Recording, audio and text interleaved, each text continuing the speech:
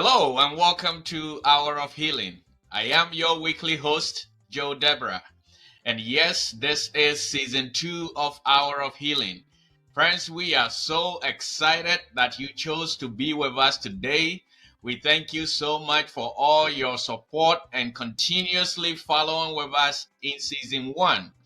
Friends, there is no argument. We went through some really tough questions and discussions, but I believe that we were all better for it because, as your weekly host, I was better for it.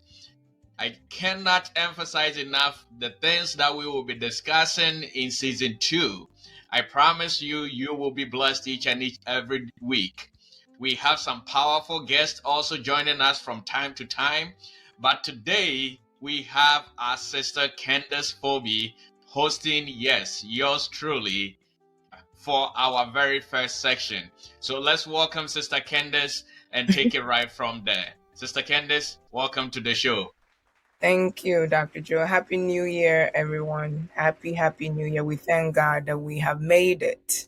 Yes, we made it. We thank God. And yes, we are here to discuss another topic to learn and to see where God wants to take us in this new year.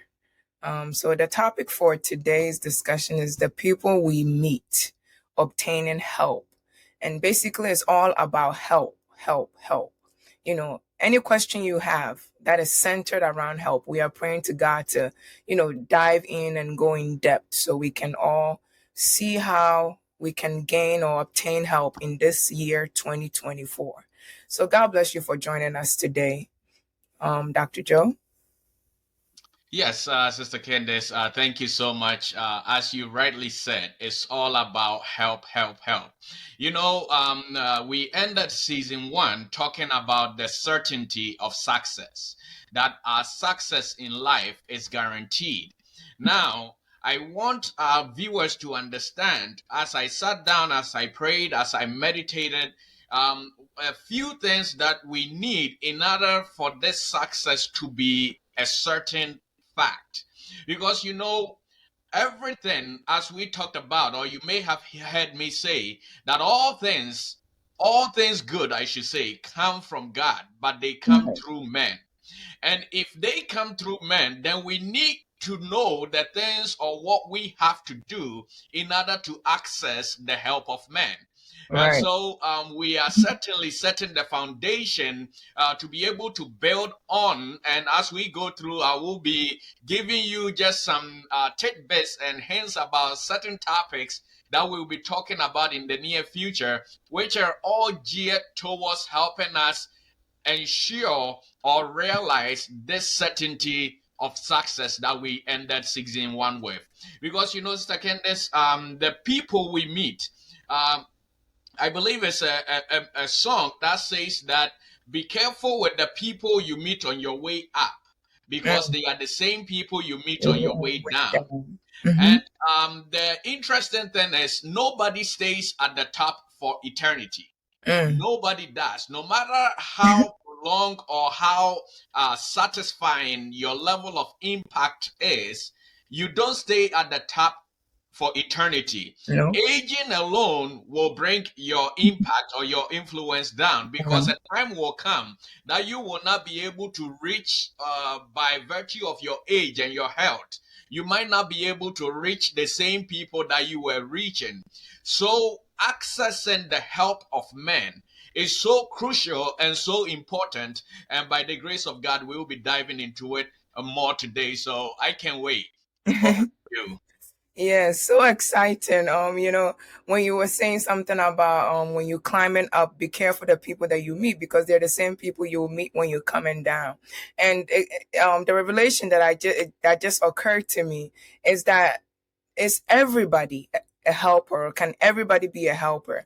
A man of God once said that when you pray for a deliverer, or when you pray to God for a helper or a deliverer, or somebody to help you through something, or for God Himself to help you through something, He said, expect a person, Mm. expect someone. So when you pray to God, God is not going to come down in His form to help you. He said, expect a man, a woman. So my question here is, in that expectation or in that mindset, and with the analogy that you gave, can everyone be a helper? Who is a helper in actuality? Who is a helper? Is it specific people? How can we, identify them? Or is it anybody that we meet? They can be of help to us. Absolutely, Sister Candice. That's a good way to start our conversation. And yes, who is a helper? You know, a helper, simply defined, is any person who makes life or performance of life specific task easier. Simply put, that is who a helper is. At least that's how I defined it. And so, right from there, you get to the place where you realize that there cannot be a helper without a task or life. You need a helper because you are on a journey of life. Mm, You are performing specific tasks, and we okay. will be diving into why sometimes we miss our helpers in that Okay. sense. I may be oversimplifying, but I think, in my humble opinion, that everybody in the world knows that helpers are important. Yes. Even those who reject help know that helpers are important. Very. And I think the reason is because everybody, in one way or the other, knows that the success that they enjoy did not solely come by their efforts alone. As a matter of fact, even with the most powerful of men, when we come to whether spiritual or physical, but even in the spiritual sense, all successful ministers know that their success in life did not come without help. And Right. so, not in academics, not in career, not in parenting, not in ministry, as I said, we all need help. After all, God gave his children a helper Right. when Jesus left. That's how important it is. And there is an adage that says that whenever you see a turtle on a pole, you have to realize that that turtle had help. So, before we dive into this, there's a story, about a man who had an infirmity, a disease, and during this disease learned about the fact that there is a pool, Okay. that if he goes to the pool, he will be able to get his healing. He did his homework and realized that this pool, once every year or once a season, an angel comes and stir up the water. And so whoever goes into the pool after the water is stirred is able to get healing. So this man was able to get to the side of the pool. We don't know how he got there, but he got there. Unfortunately, a season became a couple of years. That Mhm. unfortunately, this man laid at the pool for 38 bad years. Now Mhm. imagine having the requisite knowledge, having all the information you need to To get your succeed. healing from what is plaguing you, be in proximity to where you can get your healing, but still be there for 38 years. Mm. Now, when the healer came and met this man and said, "Do you want to be well?" What the man said was, "I have no helper. Mhm. I have no help." Why did he say that? Because he realized that he was not lacking in academics, he was not lacking in skill, he was not lacking in proximity. As a matter of fact, he could see the pool, but he did not have anyone to help him get there. Mm. What I'm trying to say is every stage of life that we are in, you may have all the necessary information or skill or talent, but don't underestimate the value of a helper. And that's why I think this topic is so important. Very, very important, because I think sometimes we undermine the necessity or the need for help in our lives. And I'm praying that this discussion or this topic or podcast today will actually bring an awareness where we actually go seek for a helper. Mm. It's something that we kind of are redundant, like we stay back and let it come to us. But I think it's hard time that we go for or we go seeking for helpers in whatever we are pursuing in life. And it's funny how you brought up that story, because in the beginning of creation, I should say, in beginning of time, whatever God did at the end of the day, he made a statement, a helpmate. I've given you a woman as a helpmate. Mm. Regardless of everything else that he created around Adam, he still felt like this man will not survive without a helper. And that's how Eve came to be about. So even God himself has that intention of a helper. And like you mentioned, when Jesus came on this earth, he knew he needed helpers. So he Mm. did not call the disciples just to keep on his legacy, but he needed them to establish it, to even start it in the first place. So it's so profound, Dr. Joe, how you elaborated it. But how do we get these helps? Like I said before, it's our time. We go seeking for them. But Absolutely. how though? In what Absolutely. so so you can go seek for it, right? But way? that's so key and so important how we get help. Because, Sister Candace, I kid you not, the truth or the simple fact is all help comes through relationships. All help. It doesn't matter whether it's divine help, physical help, spiritual help, all help come through relationship. And this occurred to me when I was as I had mentioned to you, we're working on a book that we hope to be able to get out end of this year. And one of the chapters that I talk about in the book is relationships. We talk about both romantic and non-romantic relationships. And I realized that um, uh, relationships have a pivotal role to play, not just as a measure of success, but as a means of success.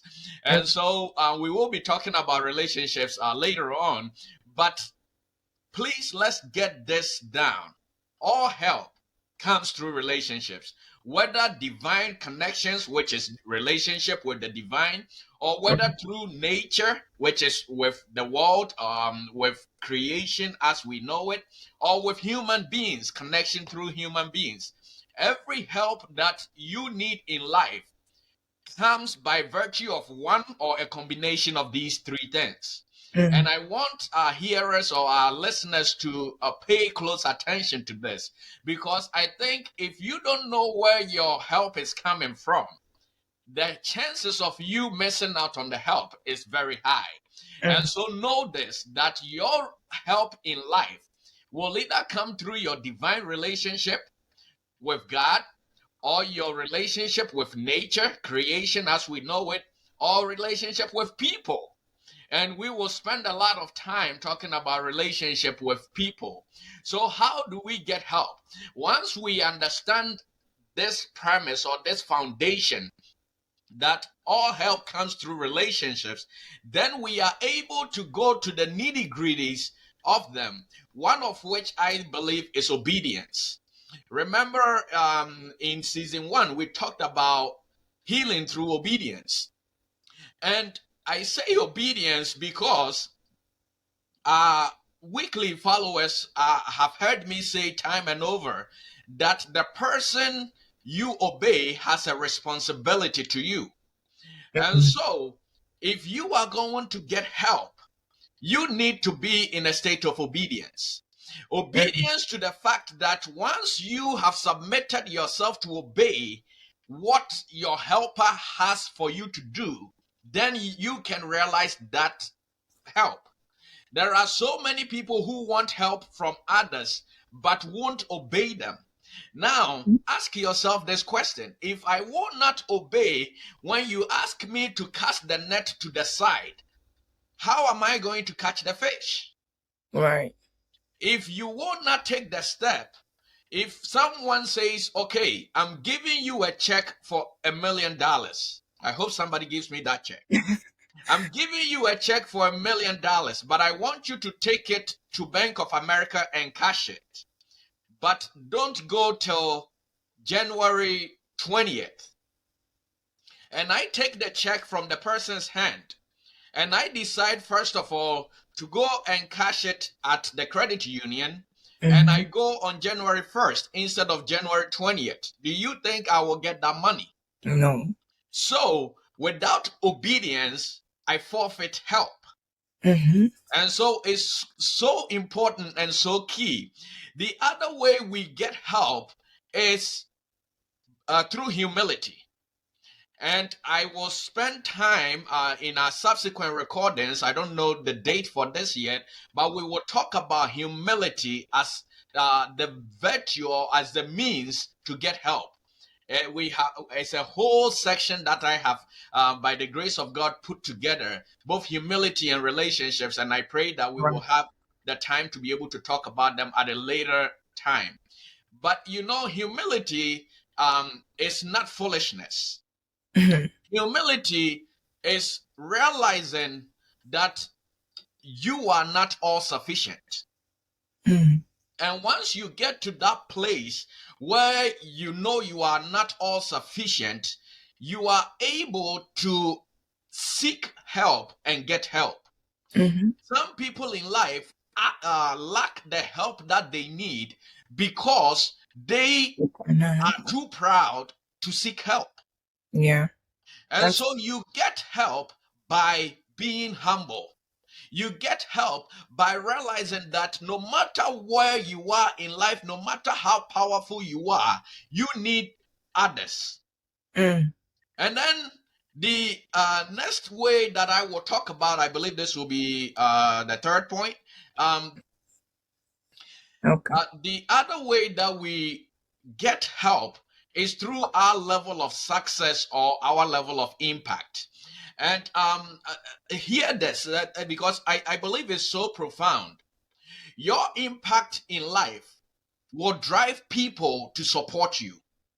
Mm. Those who climb the ladder of success in life will always have someone to push them.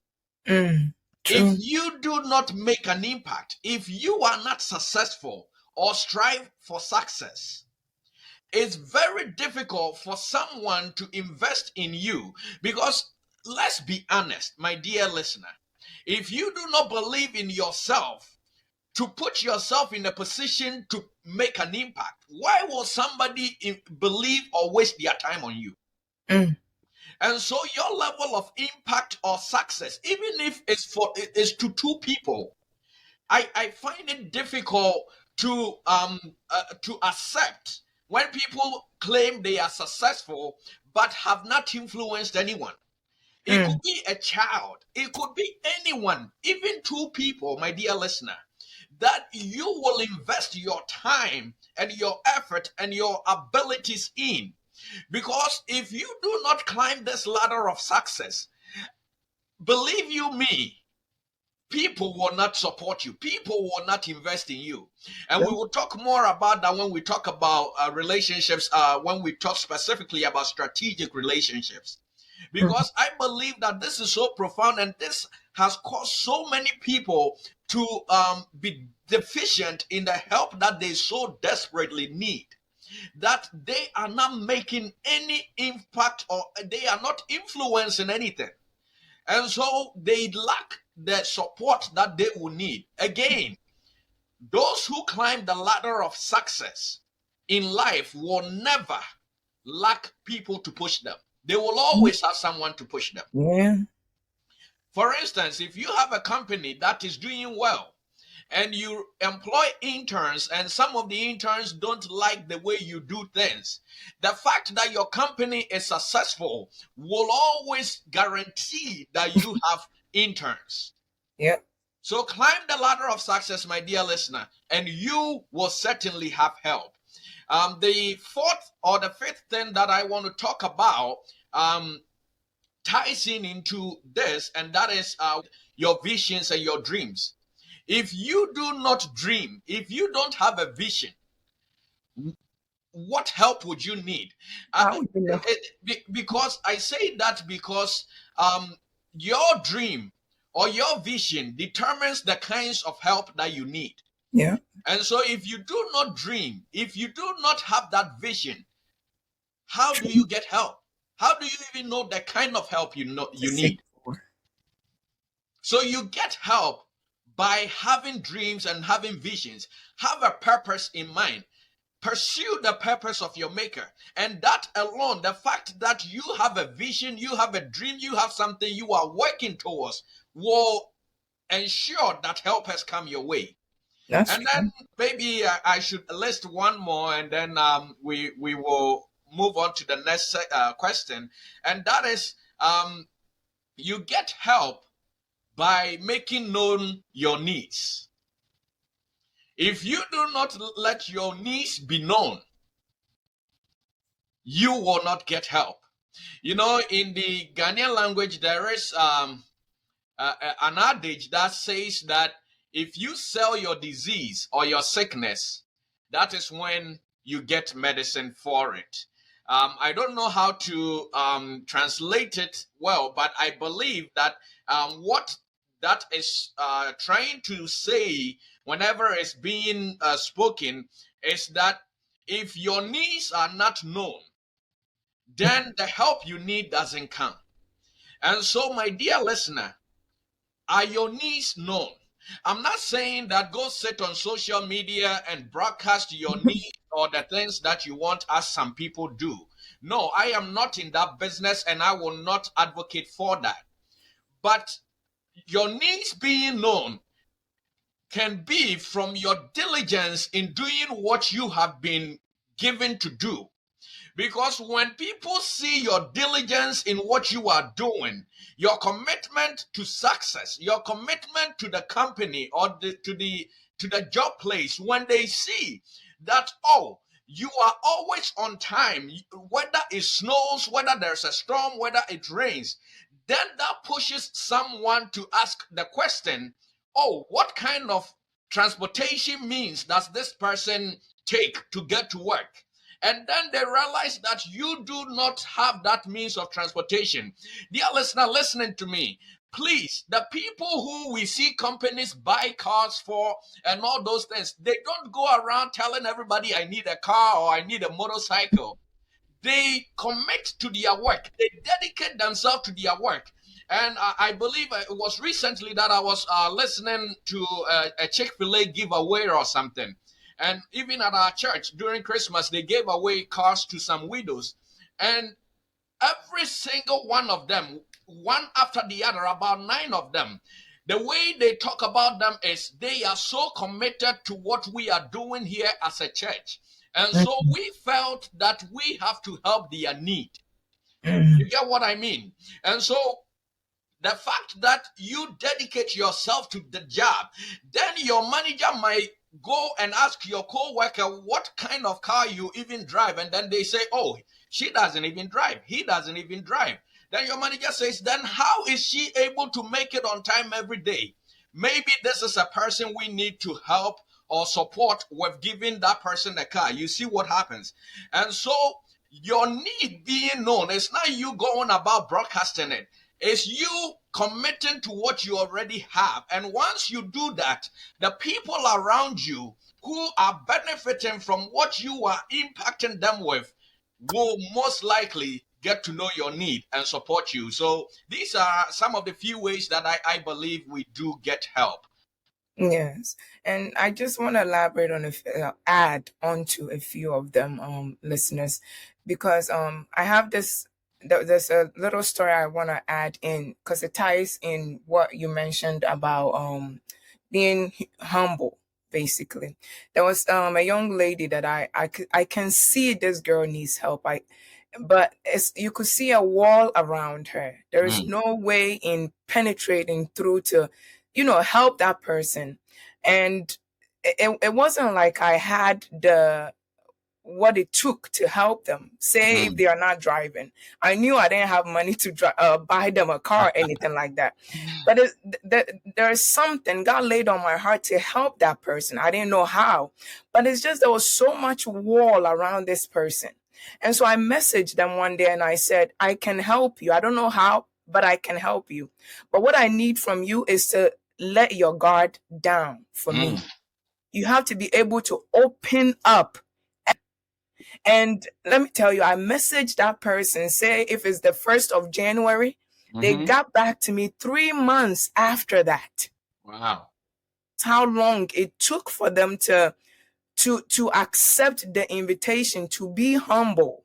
Hmm. So they needed the help, but the fact that they couldn't bring themselves to a certain level is what deprived them for that 3 months period. Imagine what they could have done. So, Hmm. like how Dr. Joe is saying, humility is so deep, is so deep. Somebody can tell you half of their story, and they will tell you, you did not help me, or I told you and it was in vain. But you didn't open up completely. And when you put a guard up, you are being prideful of, because you are not completely letting the person know your weakness, your shortcomings, what you have done and failed. So when we are seeking for these helps, we have to be humble. It goes a long way. We have to completely, it doesn't matter if the person is younger than you, older than you. If that person is to help you, you have to come down. You have to come down, and for better lack of words, come beneath them, because you don't know the kind of help they're gonna use to help you. And I just wanted to add on to, I think Dr. Joe mentioned it. He said, know your needs. And it was a note that I made for communication. Know how to communicate, because like I said, you can half tell me your story or tell someone your story and will not get the help. So know how to communicate your help, and I think we can, you know break through from there. And with the storyline you mentioned with your church member about, she being of help to the church, and sooner or later the church found it of need to buy her a car, brought my attention to the fact that when we help others, we attract helpers for our need. Yes. So you want to help, you want help, you're praying to God for help, you want to obtain help, helpers in your life, but your hands are folded. Somebody is in need of something, you can give it, you are not. Sometimes it does not even require your strength, maybe an advice. Talk to that person. You see someone is sad, you can comfort them. God has given you the grace to comfort somebody, encourage somebody, just the littlest way. But we want it, but we don't want to give it. So you can also master the art of giving or helping, and that also can attract the help that we also need. Yeah, Sister Candice, great that you brought that point up. I listed it here, but I skipped over it just because of time. The But I think spirits at work. it's so important because sometimes I say to people that the reason why sometimes we are so resistant to help is because we don't know what it means to help someone.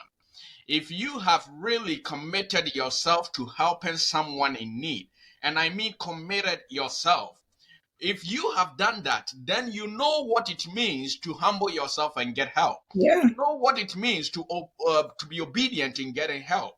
And so I think that that actually goes in two ways.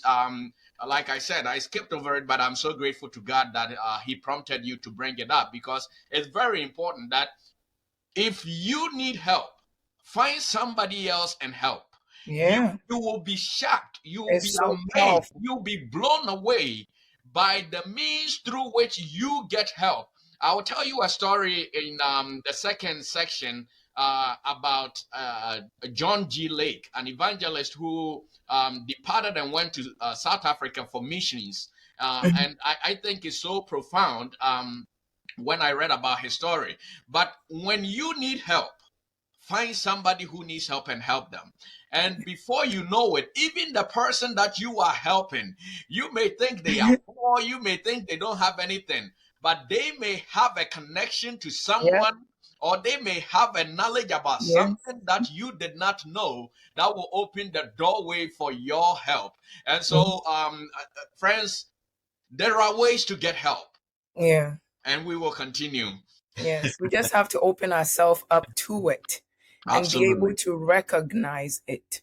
And I don't know if when someone helps you, getting help or obtaining help bring healing in our lives. Mm. And I wonder if I want to say, if for example, again, if I want a car, Mm. how is someone buying me a car bringing healing in my life, and so we want to talk about that and discuss that, so we know the importance of help. You are probably just thinking, oh, I need money for my bills. Someone gave me money for my bills, that's it. I have a place to stay, I'm done. But there is a deeper aspect of help, and that is healing, and that's what we want to talk about. So how does helping, or how does helpers bring healing? Absolutely, Sister Candice.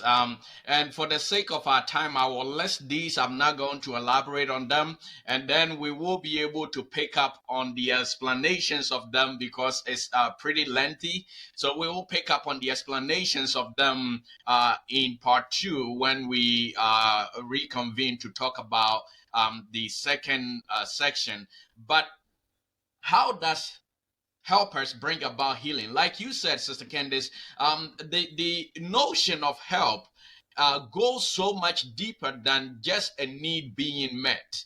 Right. A true help gives you an advantage, no matter Mm, what you are doing. mm, That is what I want our listeners to understand. True help in life gives you advantage. And so when you get the Holy Spirit, you get an advantage spiritually and physically. You get an advantage in your Christian life. right. When you get true help in life, remember, my definition of a helper is someone who makes life or the performance of life task easy. Easy. And so, true help in life at every level gives a person an advantage. And that is where the healing comes in. You Mm, mentioned that you need money to pay your bills, and somebody gave you money to pay the bill. So, where is the healing? The healing came in because you have been given an advantage of time and mm, resources. And wow. that is what brings the healing. The Mm, time that you could have spent working for that money yourself, mm, somebody has taken that. And that is a price you cannot pay.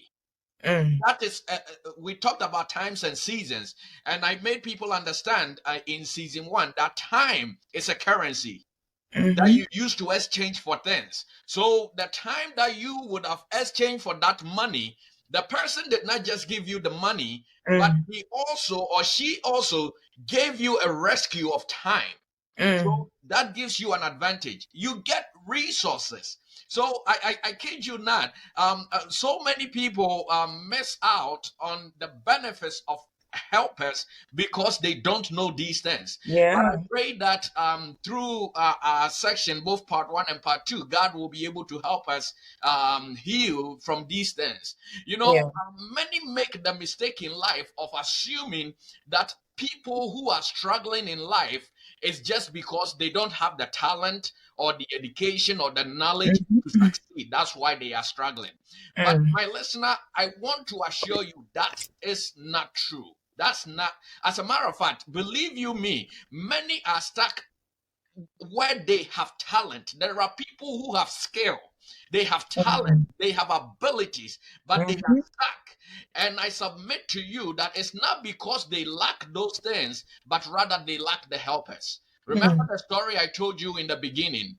He had all the knowledge, he was in proximity to his healing, but yet, because of the absence of help, because of the absence of men or women or human or people, he was stuck there for 38 years. mhm, So help brings you healing through connection, through teaching, through protection, through counsel, by offloading burdens. And we will be talking about all these in detail in part two when we pick up from how helpers bring about healing. Thank you. And listeners, everyone needs help. With what Dr. Joe said, everyone needs help. The most successful people on the planet need help. The most richest needs help. Everyone needs help. And so the notion that sometimes I'm asking for help or I'm seeking for help is because I have not reached there, or I'm not this, or I'm not that. It's a lie from the devil. Every single person needs help.